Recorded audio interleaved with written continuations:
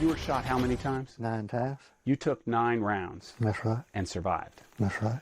An innocent man survives a barrage of police gunfire while being held hostage.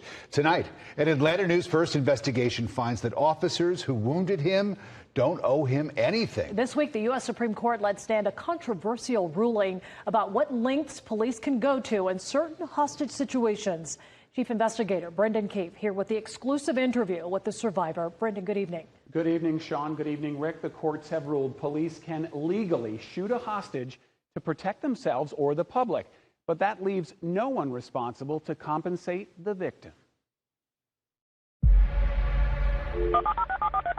Oglethorpe County 911, armed with a pistol, and a rifle.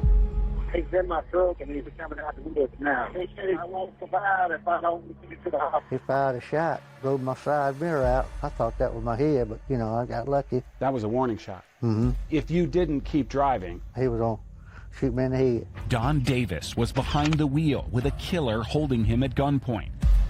The dude that he's in the truck with just called. So if he didn't do what he said, that he would kill him. So he has the truck driver hostage? Yes.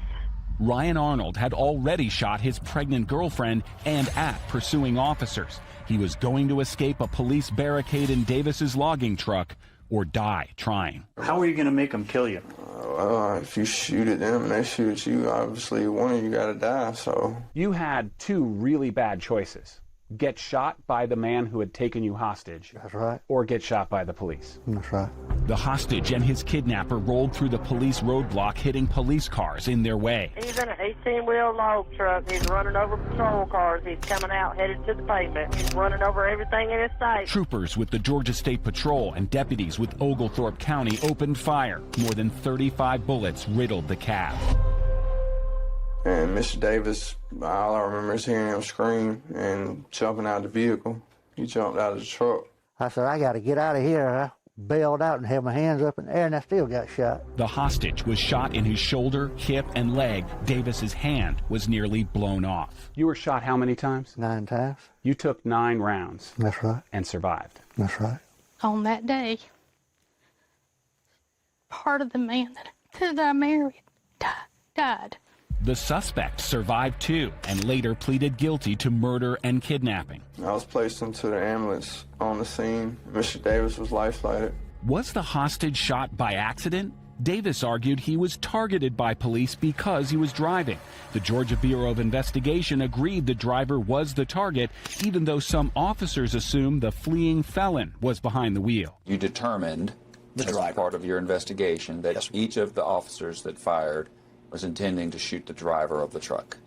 Correct. The subject y'all are looking for is in the vehicle with him, advising if he does not go where he tells him to, he will kill him. Dispatch records show police were told the driver was a hostage, but some officers say they never heard that transmission. And there's lots of cases out there that talk about hostages getting caught in the crossfire. Attorney Render Freeman sued the troopers and the deputies on behalf of the Davis family. We're not aware of any case in the country that says that an officer may strategically choose on purpose to shoot the innocent hostage as a way of apprehending the criminal. The courts ruled it didn't matter whether the police officers shot the hostage on purpose or not. The 11th Circuit U.S. Court of Appeals here in Atlanta tossed Davis's lawsuit last year, ruling the logging truck had to be stopped. And tragically, that meant stopping Davis, too. One judge on the appeals panel disagreed with the others on that final shot after the hostage had jumped from the stopped truck, calling that an unreasonable use of deadly force. But that same judge agreed with the others that the officer can't be held liable because he's entitled to qualified immunity. Sounds like it's perfectly okay to shoot an innocent hostage like that. That desperately needs to change. Don Davis now lives with the scars, each one made by a police bullet. Missing body cameras and a damaged dash cam file mean there isn't a single frame of video of the 2015 shooting itself. But the voices of troopers were captured by the dash cam of a state patrol cruiser responding to the scene. We shot a hostage? Yeah. Did we shoot him? Yeah, we have. Good. We shot them both. Hey, all's well that ends well. Amen. As long as none of us gets hurt, we're making memories. That's right. Stunning. We do not know the identity of those specific deputies, or rather troopers there. We just know they were Georgia State Patrol troopers responding to the scene. The officers were completely cleared of any wrongdoing in this case, but Oglethorpe County did pay out a settlement on behalf of its deputies before the case was thrown out for all of the other defendants.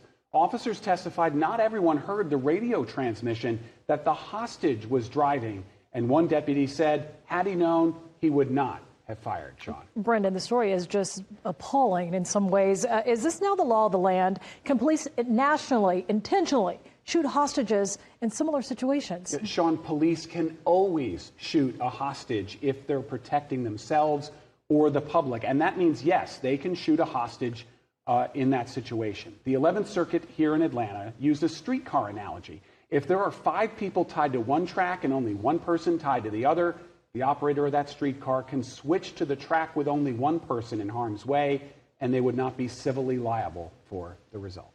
Brendan Keefe, great.